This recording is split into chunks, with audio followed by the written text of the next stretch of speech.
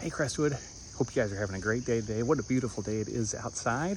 Hope you are enjoying it. I'm glad to bring you this devotional for this Wednesday, October 4th, featuring the chickens. Yes, another devotional with the chickens. There's Lexi right there.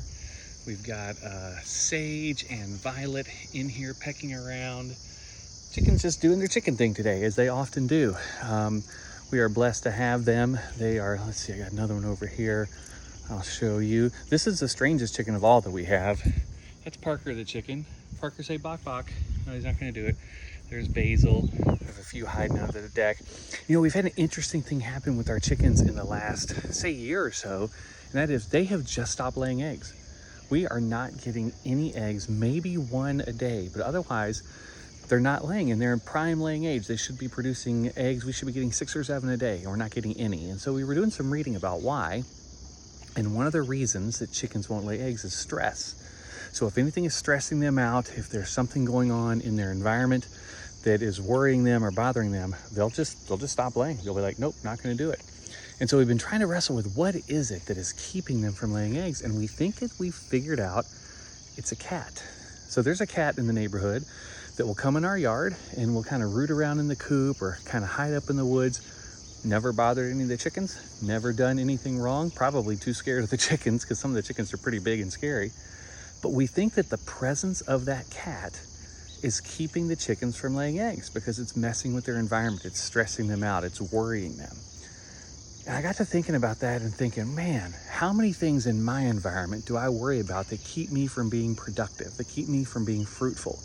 You know, there's so much in my life that we have to worry about, so much in our world that can bring us anxiety. When you look at our government, when you look at violence, when you look at all the conflict, when you look at all these things, it can make us so afraid that we can kind of be paralyzed. And I think that's true in our own lives too. There may be some things that God is calling us to do. There may be ways that God is calling us to serve, maybe ways that God wants us to bring new life into this world in the ways that we lead or encourage.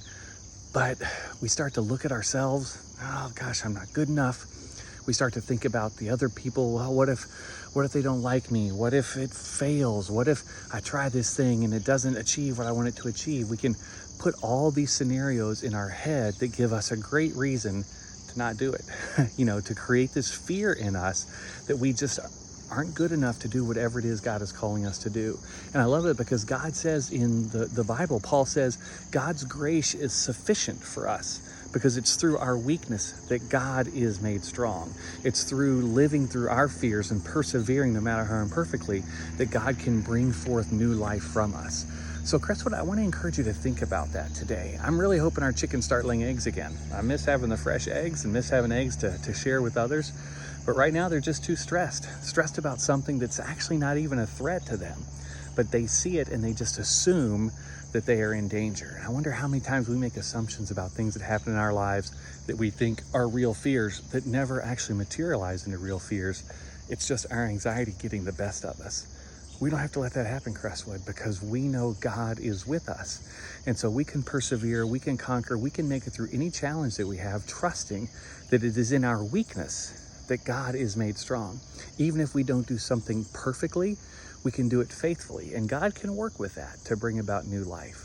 And so, Crestwood, I want to encourage you today to think about, are there places in your life where you are not being fruitful, where you are not being productive for God, where you are not, doing what you can to bring forth new life for yourself, for someone else? What are ways that you can push past the fears, the things that they're holding you back, and you can move forward and say, yes, I'm going to take this chance. I'm going to do this thing that God's calling me to do. You know, as we move through our stewardship campaign, I think giving is one of those places. We can have this fear of scarcity, this fear that we're not going to have enough, that we need more, that we need to hold on to what we have for fear of what might happen. But I think God is always calling us towards increasing generosity. God is always calling us to think about how our giving can produce new life for others, how our giving can be fruitful in spreading the gospel, the good news. And so as you consider your pledge for Sunday, I want you to consider, how is God calling you forward? How is God calling you out of your fear, out of your mindset of scarcity, into a place where you can draw from the abundance God has given you to be a blessing to others? I hope that our chickens start laying eggs again. I hope that you find those places in your life where fear is keeping you from being fruitful. And I want you to look at those things and say, you know what? My God is bigger than anything that I'm afraid of. And when God is by our side, we can do anything because God's grace is sufficient for us. Even in our weakness, our God is strong. Don't be afraid, Crestwood. Live out that faith, live out that new life that God is calling you to live. God bless you, friends.